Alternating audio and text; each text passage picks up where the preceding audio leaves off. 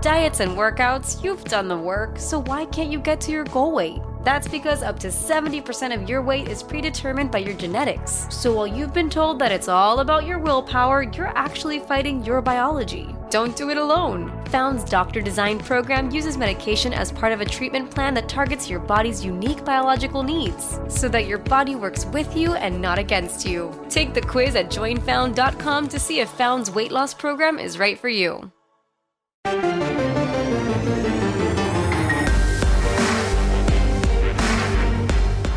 Welcome to the PowerCat Podcast, GoPowerCat.com's Kansas State Athletics Show.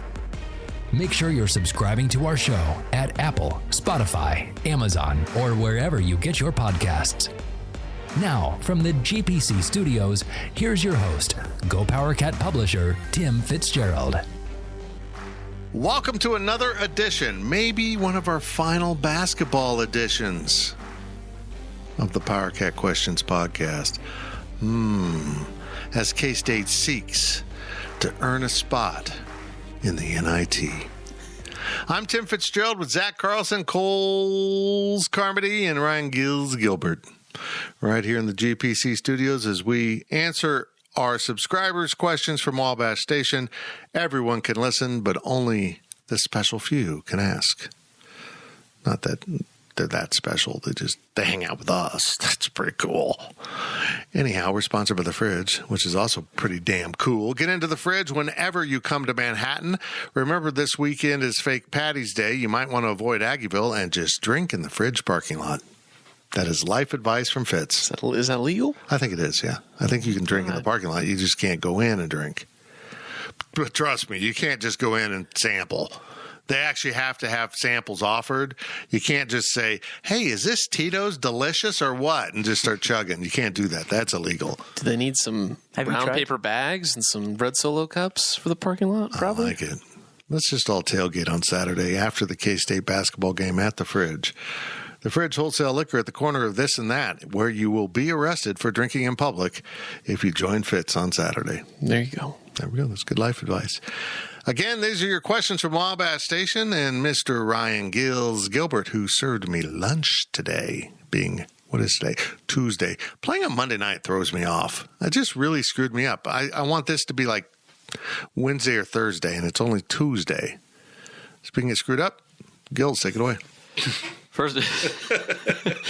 First question comes from El Camino Cat. What are your thoughts on Mike McGuirl and Mark Smith? It will be their last home game on Saturday. Should K-State fans show up to Bramlage to send them off right? Absolutely. I mentioned it in my 3 takeaways. I'm all in. I mean, I appreciate what Mark's given the program this year. I mean, he's had a great year. He's been a great teammate, great representative, but mostly Mike. I mean, Mike was on the Elite 8 team. Burned his red shirt that year, supposedly, and then COVID gave him back a red shirt season, basically. He was on the Big 12 championship team, and he's tried to lead this program through some really rough times, and he's done it nobly and with class, and I think K-Staters should be very thankful of what Mike McGuirl's given the program. I think Mike McGuirl is one of the most important people that K-State is going to have in the next few years, simply because if this group stays together, they will have taken away the only person that has been on some winning teams. And so what that means is his leadership, and especially Mark Smith's leadership as well. I know he's only been here 1 season, but they'll be missed, right? If you keep this group together, you're going to have to find a new leader because those 2 guys are your leaders. Mike McGuirl hasn't always produced at the highest level, but he's given his all. And I think that's almost as important as anything. And I talked about this on one of our last podcasts, but he just is a Wildcat. Like, there's no other way around it. He is a K-Stater, and he deserves some recognition for that because I feel like he has really not gotten much love from the fan base this season. Again, he hasn't produced at a super high level because, quite honestly, that's just not his natural role. But yeah, I think you should come to Bramlage on Saturday simply for the fact that Mark Smith and Mike McGuirl both love this university, and they've given their all this year, and they deserve it. Sorry, Drew Honest, we're not forgetting about you. Yeah, sorry, Drew. I think Mark Smith kind of reinvented himself coming to K-State. It's amazing. Drew does have the option to come back next season. Oh, he does? Yep. Okay, wow. I think Mark Smith will go down as derailing everything. I think Mark Smith's going to go down, and this will probably be a new category of, 1-year transfer portal type guys that, they make an immediate impact, but they're just there for a year. And I think that for a while, he could very well be one of those, the best one that K-State brings in. And then Mike, obviously, the whole career, 5 years, however long. Like you said, Cole, he's the winner of this group. He's the only one that's truly experienced winning anything of substance.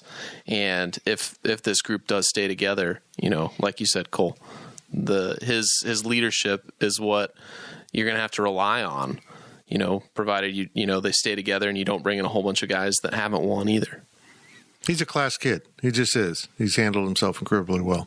We've talked so much about the transfers and how many people do transfer from K-State, and McGurl could have easily just transferred away when K-State was struggling last season or 2 seasons ago, and he could have easily also just hung up his sneakers and said, "Hey, I'm done with basketball."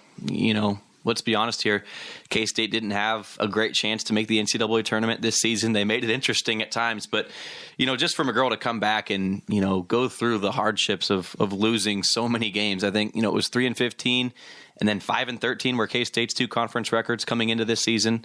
So no offense to Mark Smith, he's a great kid, but he was only here for 1 year. But this is all about Mike McGurl. I agree. Next question comes from Contra Cat. Can you recall a season with as many close or coin flip games with predominantly L's to show for it? Jim Oldridge, every year. This is Jim Oldridge all over. They played so many close games when he was coach, but it was the same thing. His teams weren't defined enough. They weren't quite good enough. This isn't chance. It is in some ways when you're relying on chucking up 30-foot shots at the buzzer. Yeah, your winning percentage is going to align pretty well with the chances of making the shot, which is about 30%. Now, they just don't know what they need to do during those moments, and yet they keep repeating the same mistakes, and they've lost a lot of close games. You want to know why? Because they're not a good enough team to win close games. This isn't, you do suffer some form of misfortune over the course of events of a season. There's no doubt about it. Sometimes you get a bad break. Maybe Monday night in Lubbock was a bad break with a couple calls that might have decided the game. I get that. Once in a while that happens. But over the course of the season, if you're Nebraska football or K-State basketball, you are what your record says you are for a reason. When you're 29 games in, it's not misfortune. That's a great sample size. You're not good enough to consistently win close games. You're not defined enough as a team. You're not coached well enough as a team. All of that becomes very apparent over the entire course of a season. So, no, I think it was Kellis, Robinette, who had the tweet. If they flip that, they're in. Yeah. But if they flip that, they probably win other games because they're a much better team. Mm-hmm. I don't agree with people that think losing close games just means you're unlucky. You're not putting yourself in a position to win games. That's what it means. So I don't know. I saw it all over again with Woldridge. It was just the same thing. And, that was always the hunt for the postseason, trying to get in the NIT. I feel like I'm in some kind of weird matrix where I'm reliving my life again, just with less hair and more fat. I will say that I've made this comparison before, and I don't know if I've talked about it on the podcast or not, but I've definitely told Ryan this, and I've texted you guys this, but this feels like Nebraska football of 2021. Like, this K-State basketball team feels like Nebraska football. Close losses, and win the games you should, but lose the games you should by close, right? Nebraska football lost to OU by 7. They lost every other game by 1 possession. Every game they lost in 2021 was by 1 possession. That's Nebraska football. That's K-State basketball. And the other thing I want to add is that right now in history, I'm talking about Napoleon Bonaparte, okay? You guys are familiar with him. I hope this is going to be short. This is going to be very short. That was a very good one. He actually wasn't that short. I gotta go. See you. To counter your point, okay. Napoleon, when he was criticized of having lucky generals and not good ones, he said, "I'd rather have lucky generals than good ones." With all of that being said, I'd rather have a really lucky team than a good team that loses. And quite honestly, I feel like that's where K-State. They're kind of good, but they're not good enough to create their own luck, so they lose. Zach? Empty. My Did I brain just is empty. blow your mind? No, you didn't blow it. You just confused it. I don't know how to respond. I believe in a degree of luck, but in the world of competition, luck for me is things that are completely out of my control. But you have to create your own luck if you're K-State, right? I don't think you create your luck. You create your fortune. You create your opportunity. You create your excuses for when you lose. Yeah. Just seeing how many games K-State has won that are close, that they absolutely could have lost and gone the other way. I think K-State is fairly within their luck, so to speak. They've created their luck by winning some close games, and also they've lost some close games, because if you flip all the results, I think you still end up at 6-11, whatever they are. That's what they are. Luck is me gambling, and I got Iowa State by 2, and Nigel Pack chucks in a 3-pointer and I lose. That's bad luck. I had no control over anything that just took place. But it's not for luck for Nigel Pack to make the 3, because he's taken those shots before. I would say that K-State created their own luck on Monday because they had a chance to tie the game with their best player who had the ball shooting a shot that, A, he can make, and B, there was a foul. But guess what? The luck, they didn't get called. So K-State may have created their own luck on Monday. They just didn't win. Let me ask you a question. If I slap a line drive down the third base line and it's fair, but it hits the bag, pops up, and I don't know, goes in a weird corner and I get an inside the park home run.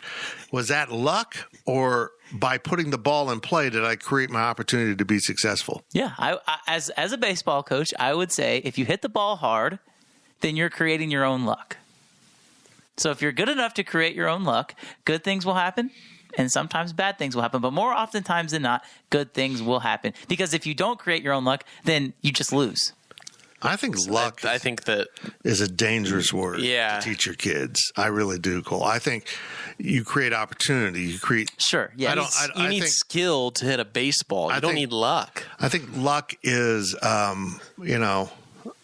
the guy next to you gets struck by lightning and not you. It's something completely out of your control. So I don't know. They just haven't been good enough. I agree. Look at these games over and over. They're not good enough. They're not getting enough help off the bench. They're not, whatever's going on, they're just not good enough to win these games. That's what I was going to say, Fitz, is like go back to some of these games. The game at West Virginia, K-State was up, 15? Home game against KU, 17-point lead. Just keep your lead. Keep your composure. There's no reason that game should have been close at all. And we can count with all these single-digit losses where if, sure, K-State had some luck go their way, they do win. But in most of those games, they had big leads, right? Do you think KU regards their rally at K-State as luck? No, I don't either. Because they're good enough to not have to create their own luck. Right. There's a threshold where you can be beyond that, and right now they're not. I think getting up by 20 against KU or whatever, and being like, "Oh well, let's hope we're lucky." That's exactly right. They should have just gotten us. If they go and get a stop and use skill, this is ridiculous. I mean, even when teams like Iowa State or whoever shoots the 3-ball a ton and are having a hot day, like it's not even luck at that point. They're making their shots, right? Yeah, there's no luck there. Yep. Lucky is when Ryan Gilbert leaves at closing time. Well, never mind. Closing time. All right. Next question comes from Rastlin, 1982. Who's the second best rebounder on the team? McGurl? God, this is a valid question. I don't even know who's number 2 in the stats. Am I weird for thinking Marquise Noel might be the second best rebounder? Let's look this up because that is a valid point. Let's see. Stats. I bet it's McGurl. Who is it? Individual. I think it's probably McGurl. It could be. It seriously could be Noel. I think he averages like 4 rebounds a game. Davion? Nope. No. He doesn't play enough minutes. None of you are right. Casey? Is it Miguel? It's Miguel. Wow. 4.3 a game. What is Noel? Let's see. Mark Smith's 8.5. The first Noel is 3.5. So he's close, yeah. Nigel Pack's 3.7. Would you have guessed that Pack averages more rebounds than Noel? I wouldn't have. McGurl's 3.4. I wouldn't have guessed McGurl's the last one of those three either. I'd be curious to see how many rebounds, like if you were to chart how many rebounds the guards get that aren't Mark Smith, how many times do they get the ball after it's hit the floor on a rebound? They have that. It's called the how many times was the ball hit the floor hard chart. This is just so disgusting. If you take the stats of Davion Bradford, Casey Iziagu, Ismail Massoud, and Carl Lingard, their rebounds don't add up to Mark Smith in a game. You could probably add Landers, and that's not even going to break it. Or does it? No. Well, let's do that. Then actually... Why? No, we don't know. He's a big... He hasn't played for... Yeah, it's a deceiving stat because he averages 1.2. Oh, wow. But he's only got 13 total. Let's see. Let's just do this real quick. Let's see. That's 32. That's 87. My God, I got to do math, man. 95, 155. I'm sure your Amazon lady could do this for you. Oh, hey, Alexa, what's 155 plus 78? 155 plus 78 is 233. Mark Smith has 247 rebounds. So every guy taller than Mark Smith on this roster has fewer rebounds combined than Mark Smith. That's so sad. That's actually so sad. Hey, Alexa, thank you very much for the math. Absolutely. Yeah, Happy to help. Yeah, she Hope you had a good Tuesday. Wow, she just keeps talking. She's lonely. Oh, she really is. Ooh, she just sent me a text of her boobs. That's not right. Bad girl, Alexa. Bad. So me and Cole were talking about this the other day. How much of Bradford's and Iziegu's and all of these big men's lack of progression is on the coaches? I don't think so. I mean, at the end of the day, the coaches are responsible. But look, I'm not down. Did I talk to you at lunch about this, about Bradford? Mm-hmm. I think he's fine. I just think he needs an offseason to get in shape and get healthy and get back to the way the type of player he was coming into his freshman season, because he had such a good offseason preparing himself to play college basketball, and now he's had the flu and he's had an injury and he's had COVID and strep throat pneumonia. Everything. He's had everything. He had Ebola. I think he's going to be fine. Casey's body's just done. Mm-hmm. I mean, I wouldn't be surprised if he just shuts it down. I mean, I just feel for the kid. I love that kid. At what point do you have a track record of not being able to coach big men? Yep, which is true. So that was my point. It's let me point out that in the process of hiring a new coach, if that's what it comes to, one of the top things, it's in the K-State Athletics Constitution. Hey, did you know that K-State has a Constitution? It's under glass in the athletic department. Anyhow, it says, "Thou shalt not," I think that's the Bible, recruit a big man that can actually play. So there we go. Those are commandments, I think. I'd just roll with it. It's just seriously, K-State hasn't had a really good, true big man since probably Bob Boozer and Jack Parr in the 1950s and 60s. This is not anything new. Ed Neely was a big man, but he wasn't a true center. He was a power forward. He was definitely a power forward. But they haven't had that kind of dominant center forever. It's just crazy how bad. I thought Bradford was going to be it, and maybe he still will be, but he's taking a big step back. So you don't think that any of it falls on the coaches then? You just think that it's just the players? Well, not being familiar with how those practices are going. I mean, at the end of the day, you got to hold them accountable for guys not getting significantly better. When injuries are the problem, that's a little bit different. And Lingard got off to a slow start, but why did we see Lingard for a while? Now we don't see him anymore. I mean, out of all the bad crap we see from big men on this K-State roster, you've decided he's so bad he can't play? Give me a freaking break. I feel like we've seen progression from big men in the past, maybe not necessarily from this staff, but, if you want to go back to like the likes of DJ Johnson, DJ didn't play much as a freshman, as a sophomore. He got a lot more minutes as a junior and senior and ended up as a very capable big man. One of the better ones K-State's had in a long time. And there were times when he looked like he did not belong on the court at all. Right. I just don't have confidence that any of these guys can do that. And I was talking to Ryan about this. Probably the same conversation, I would assume. Talking about Levi Stockard. Because Ryan put out a piece of, hey, the transfers that were left and the transfers that came in, like what would the roster look like? And I said, I didn't have faith that the coaching staff could develop Levi Stockard to be better than what he was when he left. And It's pretty damning. It's pretty accurate. Yeah. I can't sit here and tell you that Levi Stockard would be better than any of these guys. And that just has the same thing to do with, I don't know because I don't know. We haven't seen it. And so that was my point about that. But I don't even know what the question was I was asked. But, it's just one of those things to where, talking about rebounding, you don't know if they could be able to get rebounds. You just don't. Yep. From El Camino Cat, should Nigel Pack, Mark Smith, and Marquise Noel all receive all Big 12 honors? It will be interesting. I mean, there's only so many slots. And you're asking me here on a moment's notice to boil down all 10 rosters into 15 slots on the all Big 12. I don't know how it's going to break down. All I'll say, the only thing I really want to fight for is Nigel being first team. Yeah. Mark will probably be second team. And maybe Marquise will be third. Maybe. Honorable mention. Honorable. I would think. Yeah. I mean, At best. but guys, if you've got 3 of the top 20 players in the conference and you finish in, one of the bottom slots, that something's wrong. That's just, I don't want to hear that they weren't good or they weren't experienced or anything. I mean, this has just been a season that you can look at it as they weren't good enough, or maybe the coaches didn't get enough out of them. There's two sides of that edge, and I don't know which one it is. Nigel should be first team. I think we all can agree on that. Right? I'm going to predict that he's second team, though.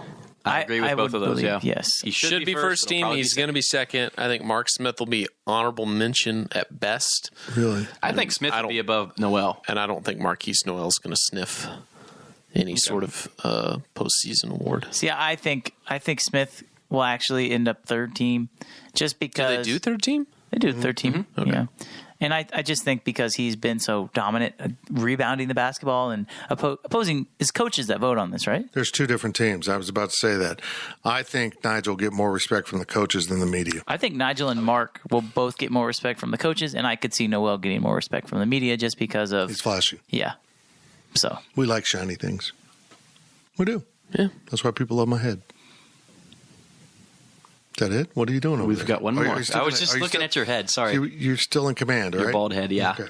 Last question of the first half comes from a new member, Go Stay Kate. So welcome. Hold on. What? I didn't mess That's up. I good. swear to God. Go stay Kate. Oh, my God. It is some wordplay. Hell yeah. Oh. Yeah. But we can't assume this is a female named Kate We can't, Nope. at this point. because we have Erica, who's a dude. I'm so confused. This for an old guy, we're going to have to add a pronouns window onto our website just to keep everything clear. Read the question before I get in trouble. Go Stay Kate's question is, who would have been the coolest customized jersey when you were a kid, when you were in college? Who is the coolest this year? And guests for 2025. So this is building off of Fanatics, K-State, I like it. It's a great question. their partnership. And they've done this, Fanatics has done this with most universities across the board. They'll make custom, officially licensed jerseys. The players will have their last names on them, and they will get a cut of those sales as if they were in the NBA, NFL, whatever. NHL, so MLB. K-State jerseys. So is it literally K-State just the jerseys. the player, or is there something that I'm doing to this jersey? You got to help me out here. Like Fanatics, if you want a Deuce Vaughn jersey, you go on to Fanatics and say, I want a Deuce Vaughn jersey. They'll send you a 22 and it'll say Vaughn on the back. And then he gets Previously, and he'll get a cut. Previously, you just had one generic jersey that was sometimes the player, the star player. What do but you think the cut is? 10%? I think currently those jerseys sell for what, 80, 85 bucks a piece right now. K-State's cut is 13-ish%, I think, from just the logos and licensing. Well, the price is going to go up. Price will probably go up. I'm going to guess they're going to be between 100 and 120 for a custom jersey. I hope So, the yeah. kids make a lot of money off it, but you're going to have to sell a lot of Deuce Vaughn's jerseys for him to go buy a car. Anyhow, back to the question. I'm old, so back when I went to Kansas State, the players actually wore like burlap sacks.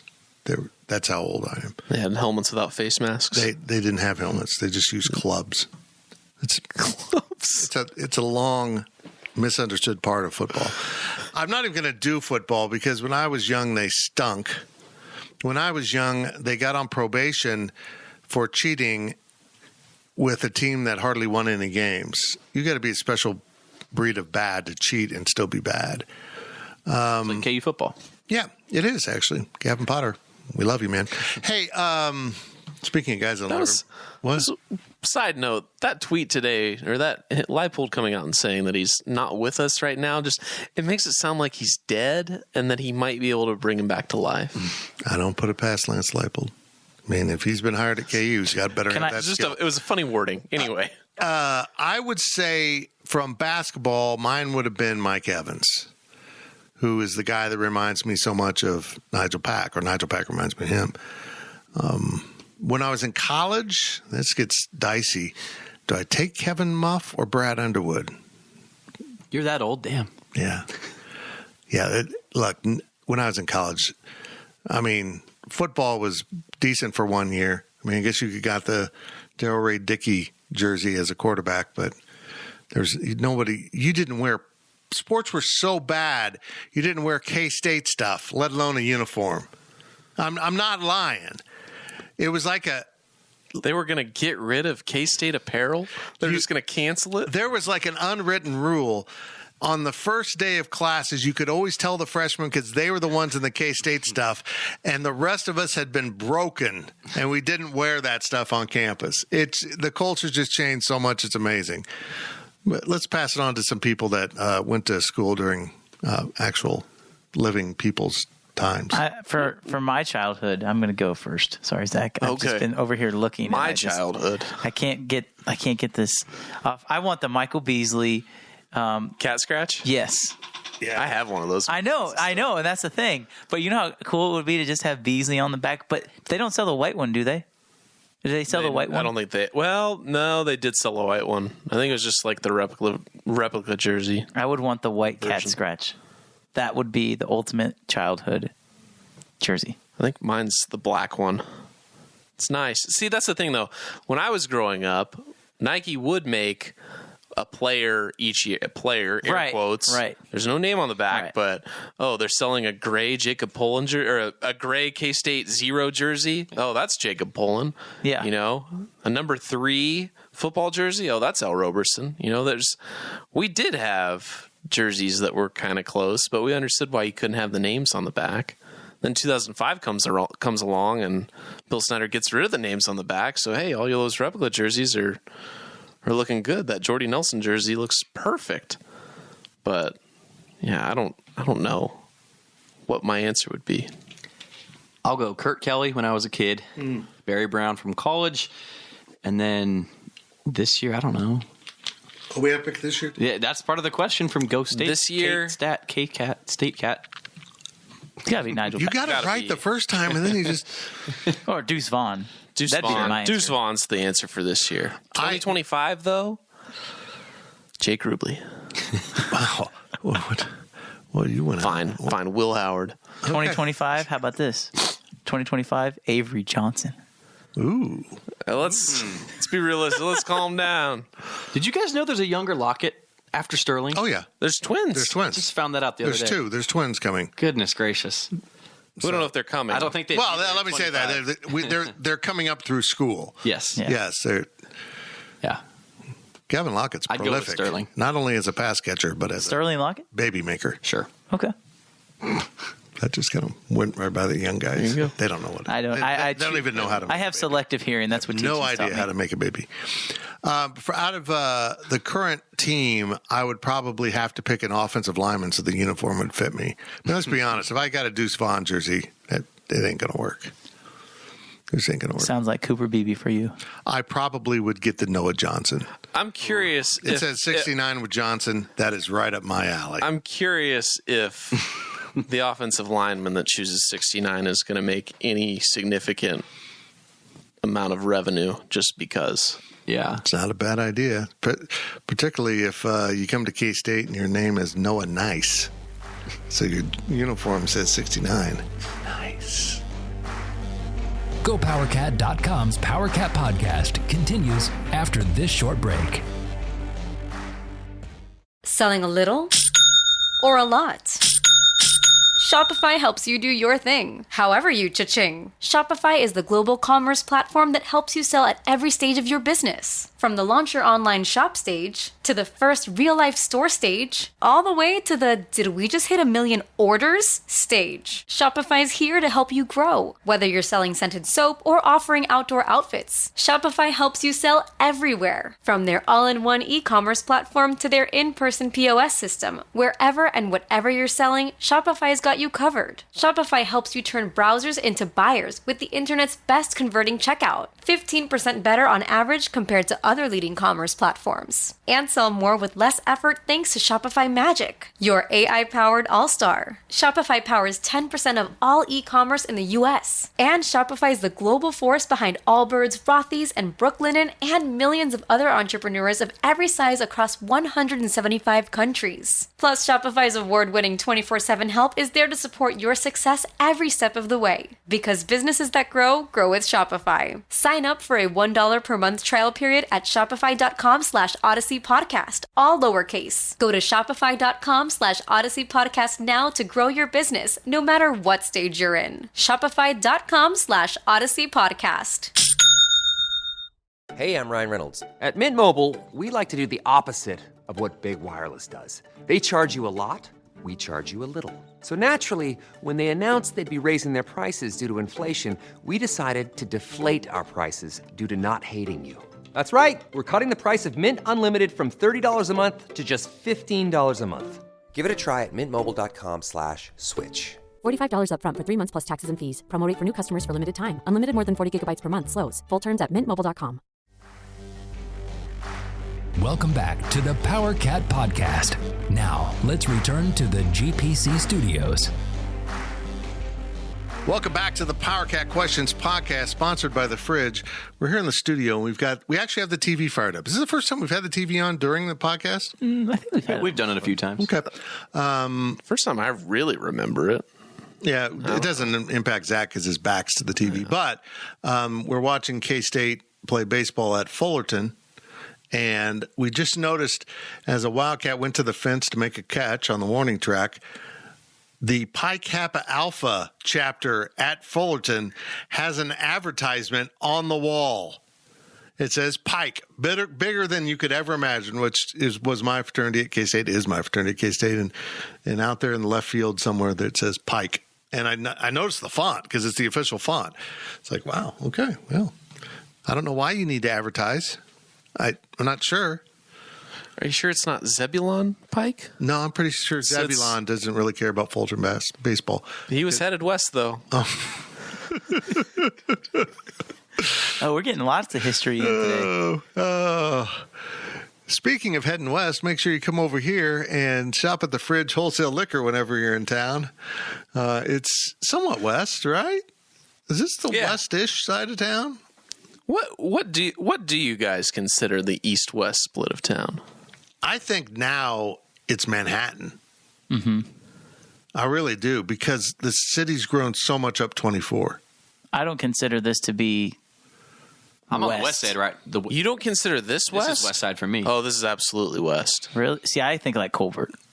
To me, like everything's chunked together, west, and then everything's chunked together, and then like Colbert and stuff, that's out west. But like if I have to come over here, I don't feel like it's west. Anything out past the stadium. I think it's so campus is west side for me. Yeah, I think that's College might be a good College or Denison, somewhere between College and Denison, and it might be Sunset. Could be. But Bramlage and the Bill are still west of Denison, and that's not the west side yet. Let's just say Browning. That means I'm on the near west because I'm one block off of Browning. But you can't get here because of road construction. This project that just started where I no longer can access my house very easily will probably be completed somewhere a couple years after in Beth. So I'm really looking forward to it. I definitely got lost on the way here. Yeah, I'm not going to lie. Did you go past and then go left? I came from the wreck. I don't even know where I No, I don't know how to answer your question. So if you're going north on Browning, coming down the hill, and now you can't turn left on Dickens. By the way, folks, if you come into Bramlage using Dickens, which a lot of people have cut that corner and do that, don't do it. It's closed. Don't do it. You'll be in a world of hurt at that point. You have to just go past, and then those state streets are winding messes. But as I tell people, just keep turning left. You'll eventually Well, I get kept back turning here. left, and I got to a little cul-de-sac with a dead end. Fits. Well, That happened to me too. that's my coaching right there.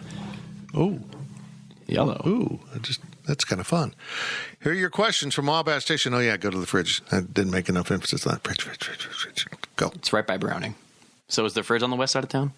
Yeah, I think it is. There we go. That's where we all started with this West Side thing. Because it's at Westport. Hey, Or as I say, West Loop, even though it's not, because I'm dumb. Different liquor store. Yeah. From Wagcat, should Oh, Bruce Weber man. or should Bruce Weber's Son tenure boy. come to an end in a few weeks? What one word or phrase would you use to describe his time at K-State? oh, I don't know. That is really tough, actually. I mean, because some people want to define him by his championships, and I find it, there's a real balance there because the championships are great, but this has been awful. I mean, I don't know.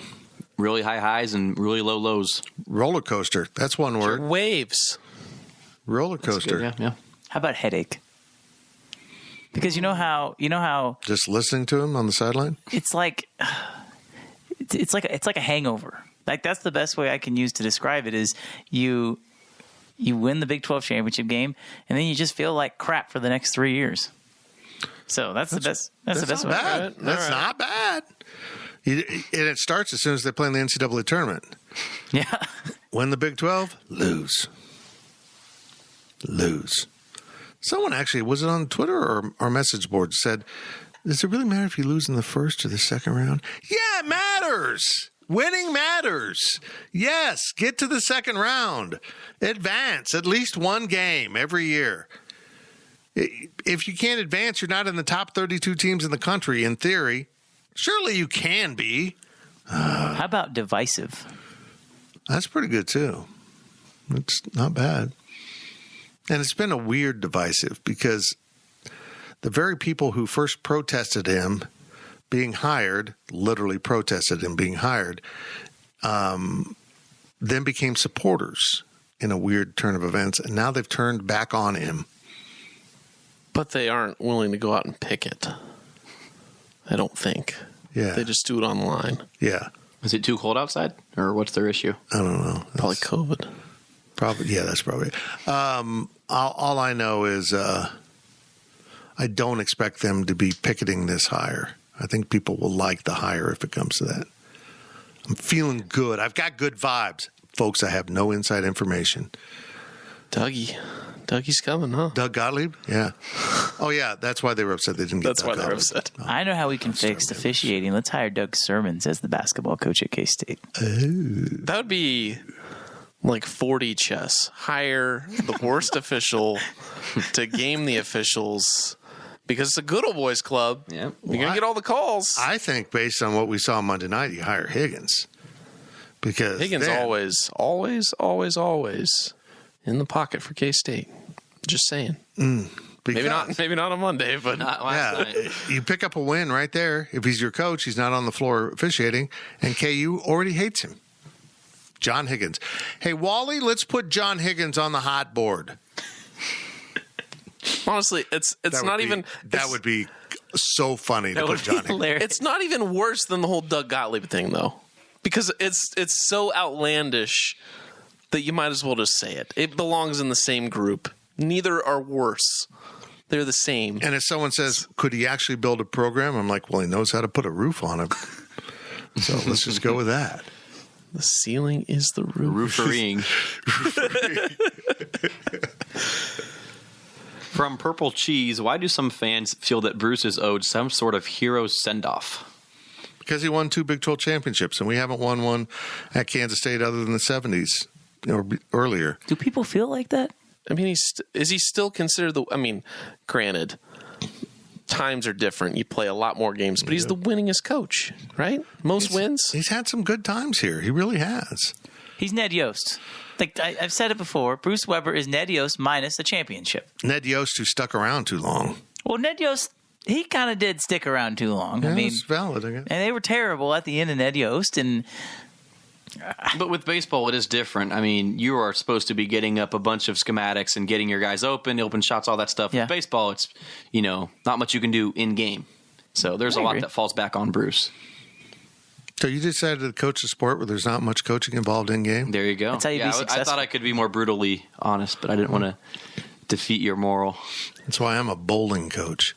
Hey, just roll that down that wooden area there and hit those things there. There, that's my coaching. So how many supporters, Cephas. what percent of the K-State fan base wants Bruce Weber back next year? Less than 1%. I think I think the key word in that sense is want. I don't think many people really actually like, yeah, we got to bring him back. I think some people are like, I'd be okay with it. And I think we've got some talent here. But that's Is that because they're scared of the unknown? right. That's always the supporters. I've called them settlers for a long time because they'll just settle anywhere. I mean, look, there's a great Ron White comedy bit about people that settled Kansas. What a bunch of blanking quitters. You were on your way to the mountains and you said, let's stop here and name it Topeka. I mean, it's a really funny bit, but it's that kind of attitude like, oh, this is good enough. This is fine. This is good. He'll get them there. We're young. Well, yeah, because everyone left. I mean, it's just kind of a repeating storyline. And, oh, this is fine. This is okay. This is good.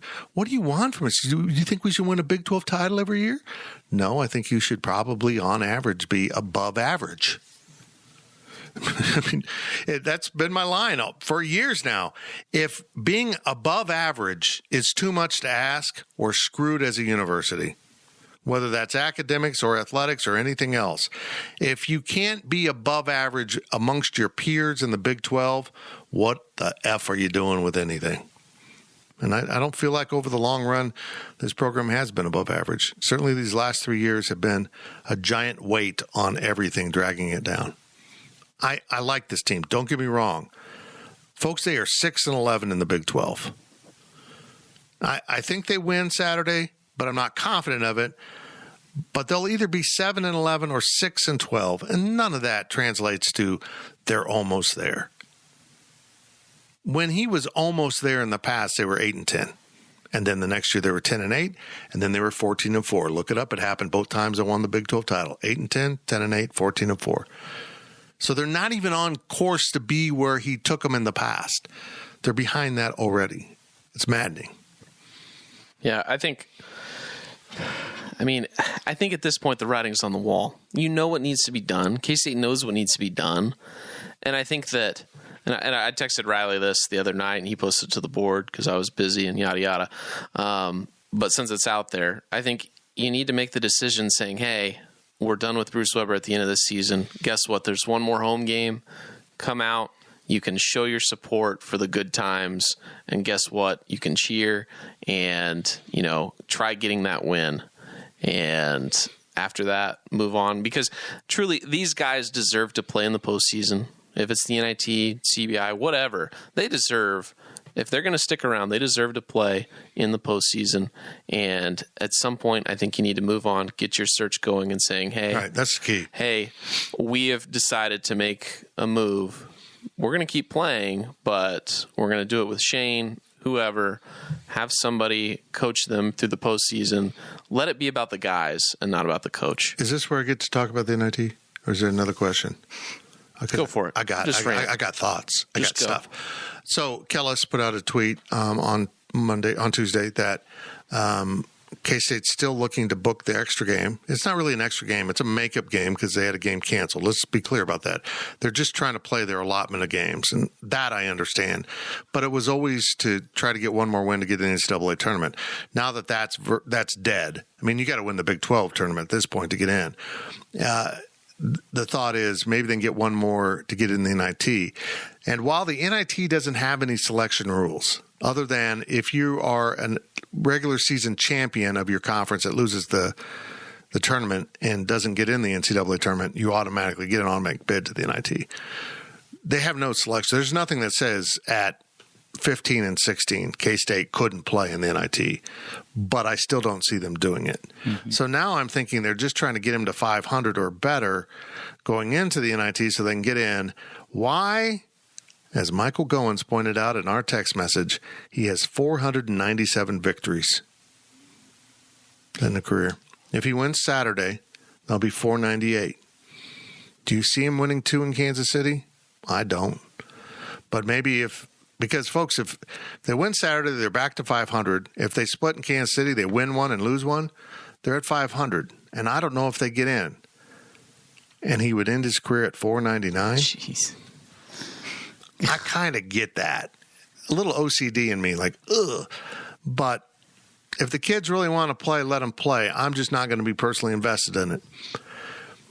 If they make it to the NIT, I'm not going to want them to lose, but I'm not going to want this to have any ramifications on the future of K-State basketball.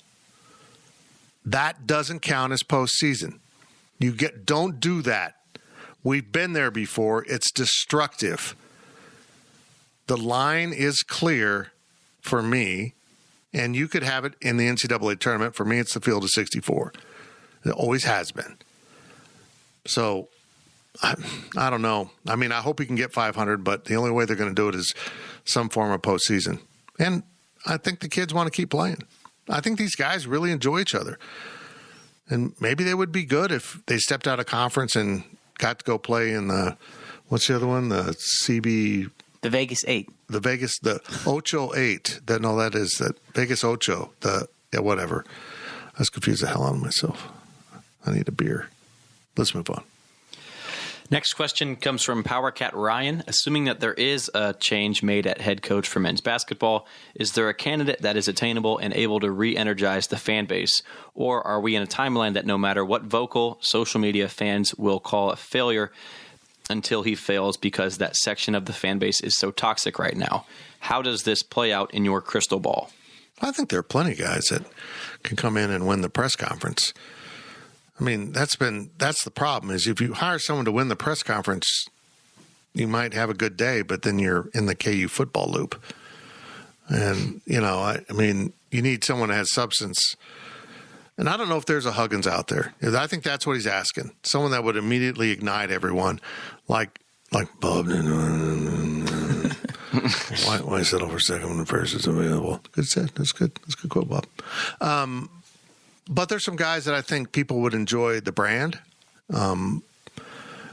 which I like. As Jake put so well on his appearance on the Bosco's Boys podcast, the culture that can establish a culture that spreads into the fan base like K-State used to have, and had with Barry too, as he pointed out correctly. But yeah, it was really strong when Jake was here because Fear the Beard, everyone was invested. Everyone loved K-State basketball. So I've got some guys that I've mentioned in the past on other talk shows like Chris Jans, who comes with some black eyes, comes with some controversy in his background, but I think would be a really good fit. And I think also something you want to look for in the next coach is not a rising star necessarily. I'm not saying I don't want that, but I don't want someone who's just going to pass through for 3 years and move on. I think that's a really difficult loop to get yourselves caught in. Somehow Baylor football has survived it. They've done an incredible job of hiring. But when you get in that loop of guys coming and going, even if you're good, it's still very difficult to persist and keep that going. So there's some guys that people are talking about, and I'm like, well, okay, but I don't think he would want to stay here. This is not his place. You have to have a culture fit. I fully believe that. And there will be people, there will be coaches, there will be candidates that are very highly desired, right? We've talked about them. And so there are no new names to anybody. But when you have guys that are but, right? That's where the toxic part of the fan base comes in play. Oh, Sean Miller, guess what? He's a great coach. He won all this, but he cheated at Arizona. So you're going to have that part of the fan base that loves to hire. Then you're going to have that part of the fan base that says, but there's going to be like that with every single coach. Yeah, he's a great rising star coach, but he's never coached at the Power 5 level before. That's just comes with the territory. There's no single candidate that is going to be 100% backed by the fans. At least that I can think of off the top of my head. And I don't know how you guys feel. Maybe there's one. Maybe there's two. But there's going to be the but. Like, that's what it's going to be. And so if you are a fan, you have the right to be skeptical of whatever the hire is. I fully believe that. Because K-State basketball has not been good. And so until they win, you can be skeptical. It's not, nobody's saying you have to jump on board and fully be invested right away. It is your right as a fan to be skeptical until you are bought in. But again, you have the but section where people are going to like it and people are not going to like it. That's just how it is.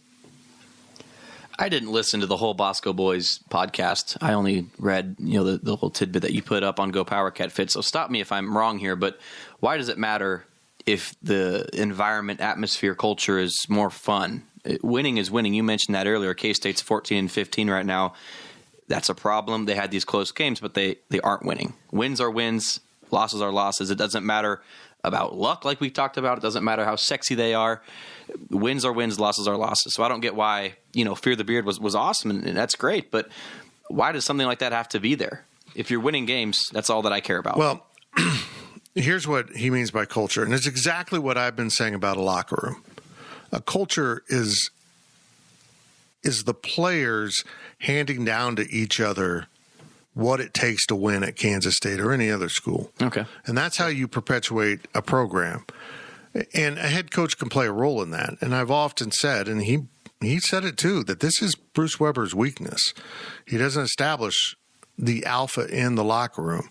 He inherited Rodney, and he inherited the culture Frank had built with how you play basketball at Kansas State. Can you define what Kansas State basketball is about right now?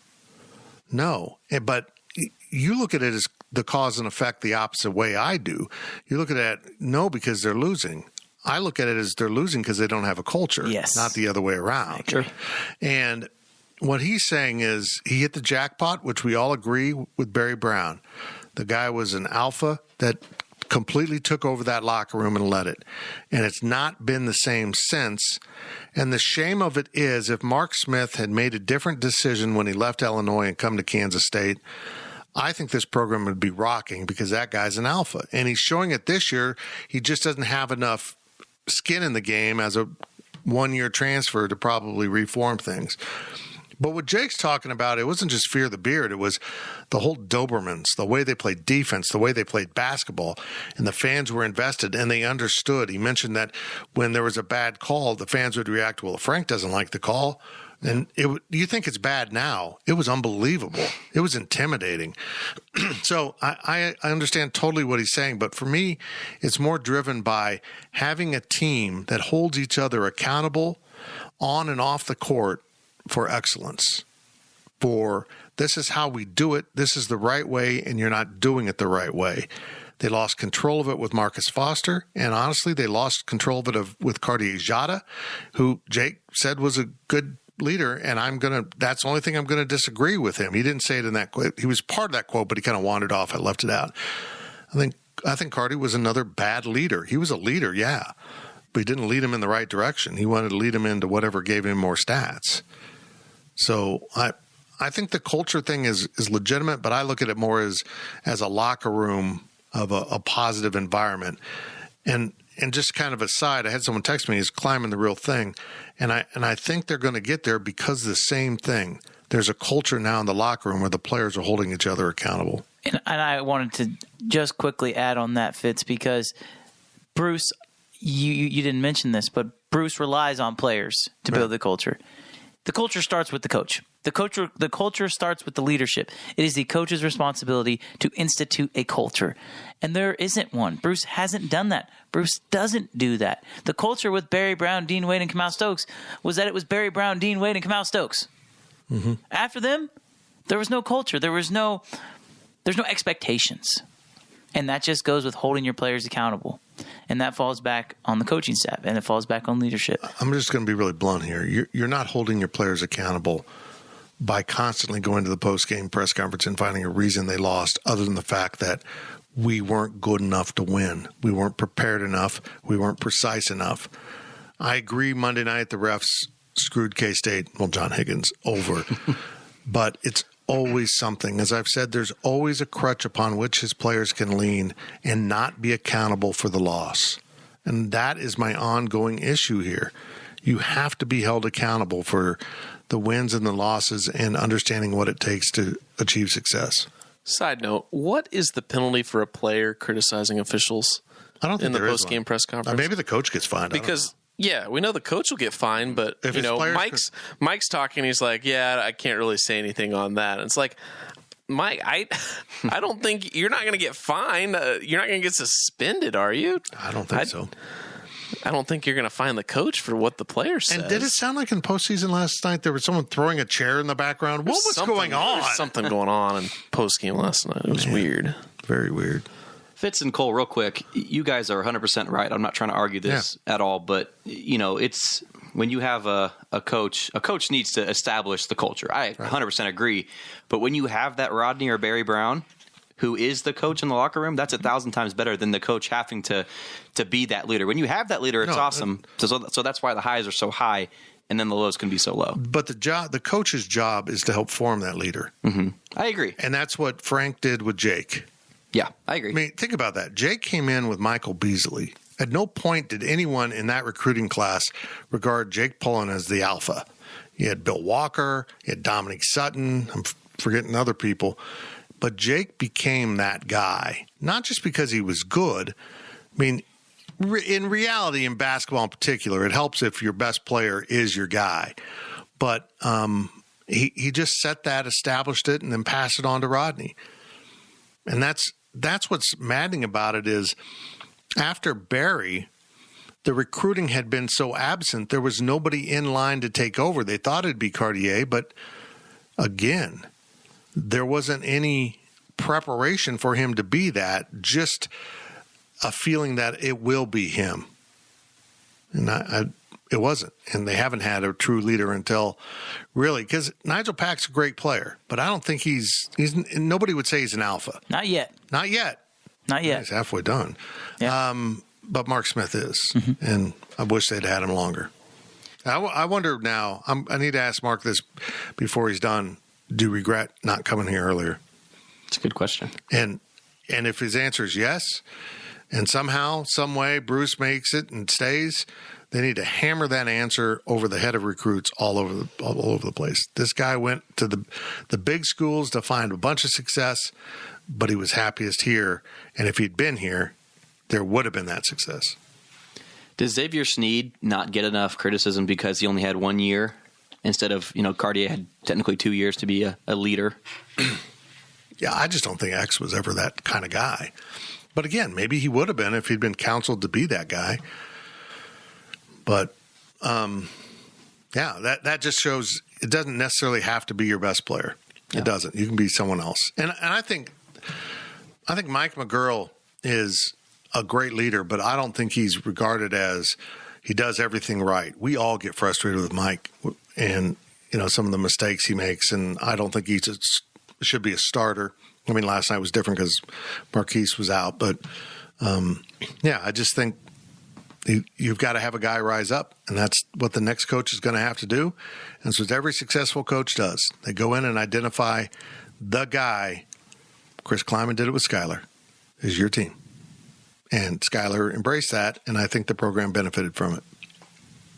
From Turn KSU, what is the most important qualification for the new basketball coach, i.e. Power 5 experience, K-State ties, recruiting, etc.?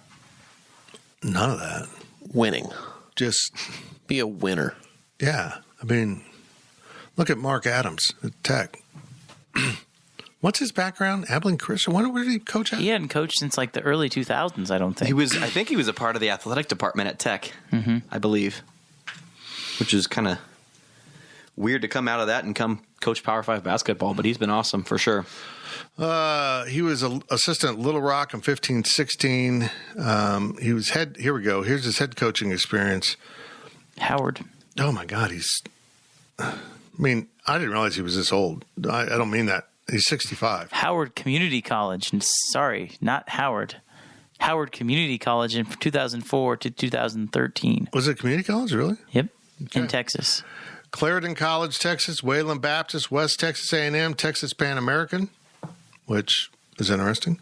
And then Howard College, then Little Rock as assistant, and Tech as assistant for the Chris Beard time there, and then here he is. Nothing about that resume says he deserved the job. Not one thing, but Kirby Hocutt recognized exactly what Zach said. The guy knows how to coach, and he's a winner. He has been a winner in the past. Let's do it. It's the comfortable move.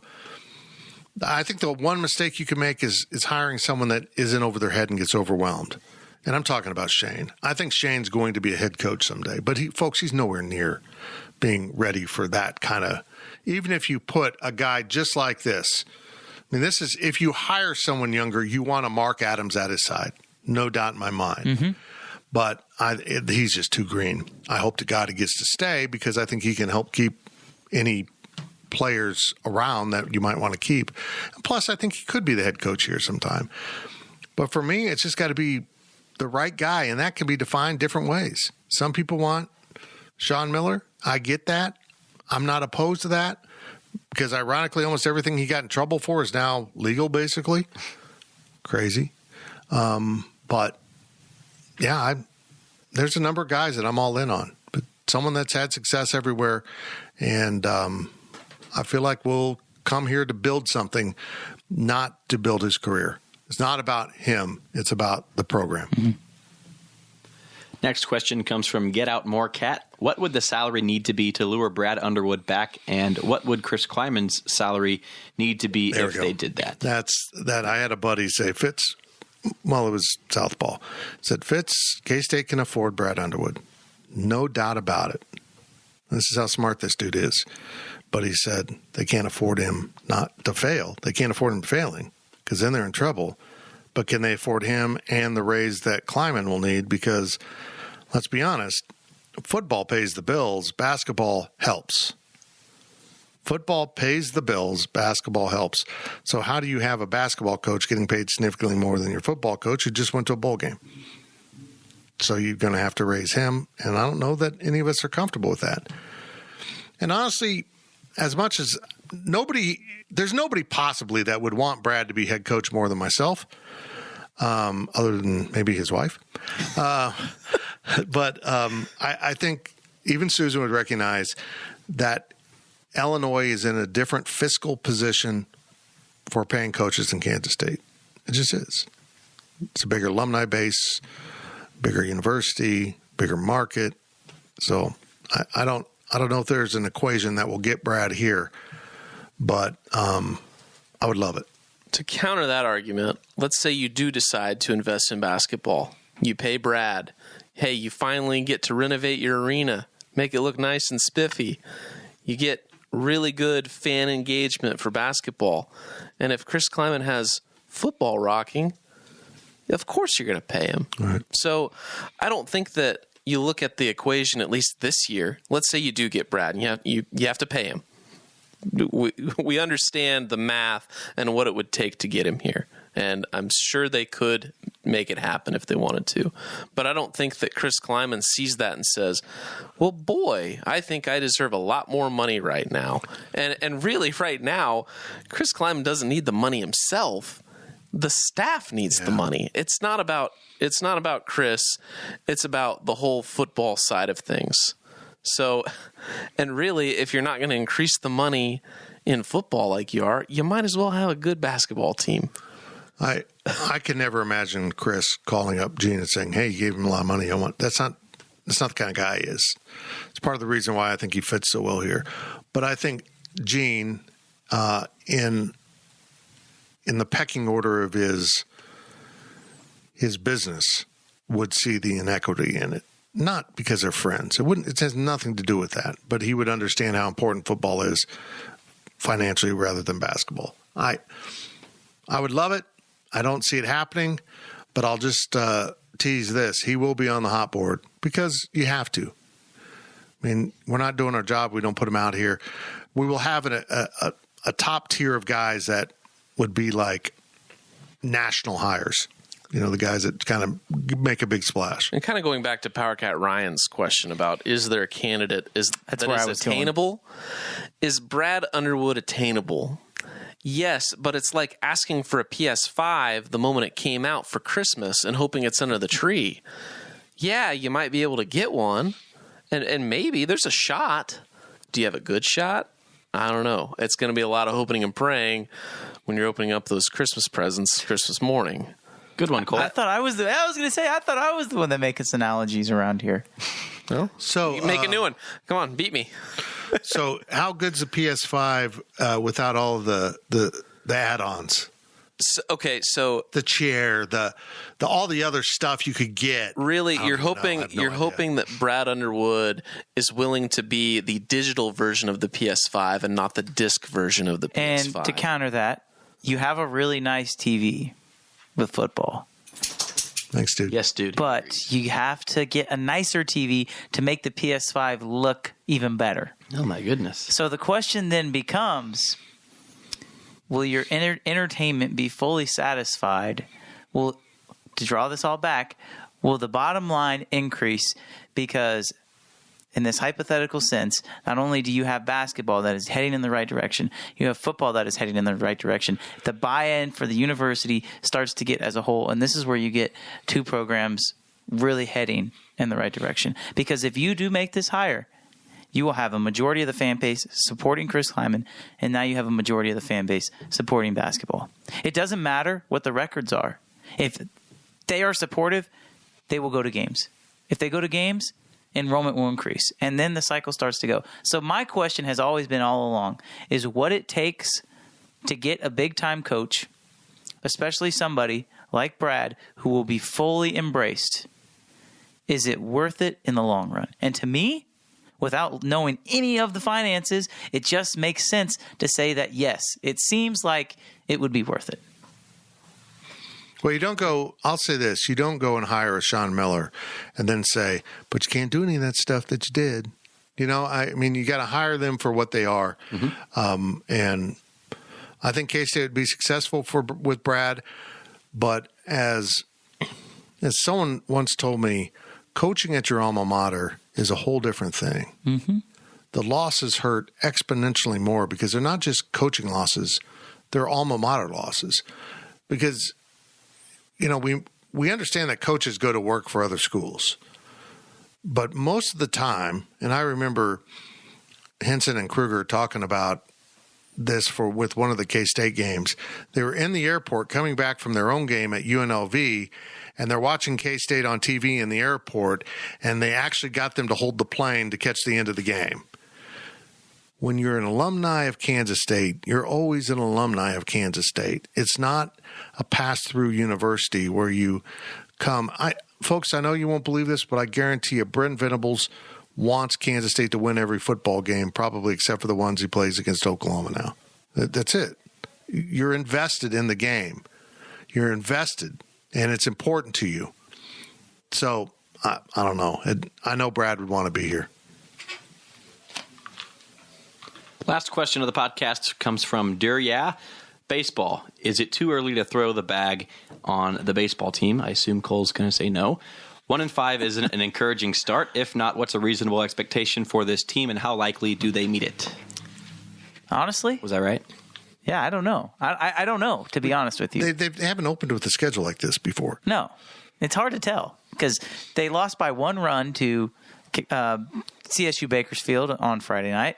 They lost by one run on Saturday night to CSU Bakersfield. Then they kicked their butt on Sunday. So that, we talk about they're not good enough to close out wins, right? Go back to basketball. They could very easily have a winning record right now. It's baseball. It's so much different than any other sport. Right. Particularly college baseball. Right. You play a lot of games. Like, sure, it's not over yet, but they have to get going. I'll say that. This is about, 30-ish games. Say they played 30 games in a major league season. They're probably like 10 games under 500 right now. So that's not good, but they just started the season. Yeah, but there's 162 games in a major league season. Not this season. Well, yeah. Why? Why do you hurt me like this? Why do you bring that up? the math, something like that. They got to get going. But as far as talent, I'm not ready to say, no, they're not very talented. And I know people have talked about this on our boards, but they have a lot of talent on this team. They just have to figure out how to play together because it's a brand new team. So. Yeah, that's what I meant by college baseball. People don't understand this. Everything you're seeing with the transfer portal right now in football and basketball, this has been going on in baseball forever. Yeah. I mean, you're not going to know the name of any K-State starting pitcher. Unless you've been following along offseason. They're all new. They're all transfers. And there's returning guys, but for the most part, the roster is completely rebuilt. So it's going to take them a while to be cohesive. But Cole, I get back to this. This is why you're at a disadvantage in a state like Kansas. You would have been outside playing simulated games a lot more in a warm weather state and building that bond. Instead, you're inside a horrible Brandenberry that maybe a line drive will knock it over. K-State just had a bases loaded opportunity and screwed it up. Season's over. That's happened a lot so far this year. Very, very frustrating baseball. So we'll see. Let's just let this play out a little. It's so early in the season. I think the expectation is still the same. If you ask the coaches, the expectation is still the same. I mean, win the games that you can win, and you're right back around 500 and have a chance to control your own destiny in the Big 12. Like, they have the hitting talent. I think they have the starting pitching has looked very good, minus one game, minus their third starter. They haven't really figured out who that's going to be yet. But Blake Adams and Connor McCullough have looked excellent. So they're going to have a chance to win every single game they play. And they have a chance to win every single game they play, then if you're good enough, you'll create your own luck. Oh, he went back to it. He had to go back to it. He doesn't let go of stuff, Zach. What are we going to do about him? Handle this. There we go. Is that it? That's it. All right. We ended on baseball. Okay. That's it for the podcast. Folks, try to make it to Bramlage on Saturday. And if you're really a brave customer, then go to Aggieville. It's Fake Patty's Day, which is no longer officially recognized by anyone, but still happens. You could see some handsome bartenders. You're not going to. You guys won't be open. I guarantee it. They will decide not to stay open at all. Yeah. Is that still up in the air? As of now, they're open. Oh, wow. Yeah. Oh. Wild times then. This could be one of the best Fake Patty's Day in a while then. If every place is going to be open.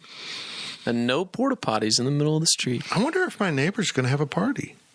We've got a rental behind us that in the past they've had a party, and it made me feel like I was still part of the gang. We got a Fake Patty's Day party in your basically backyard. You know what's weird about rentals on this side of town, or at least in your house? They're coming. It's weirder when you venture out further west. Because I had one last year. They bumped their music at 3 a.m. Really? Yeah. Yeah. It's odd. We have our back fence neighbors are a rental. One of our 2 back fence neighbors, and they are the best neighbors we have. Well, not the best we have, but they're really good neighbors. Those kids shut it down at 10 and move inside every time.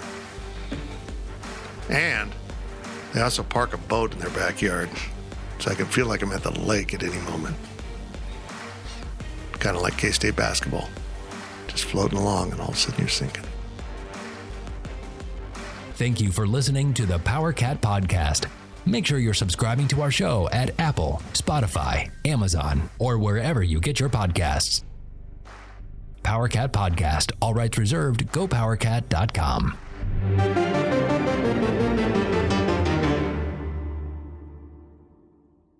With Blue Link Plus, you can access your Hyundai Tucson Limited remotely. Doors unlocked, temperature set, lost car found.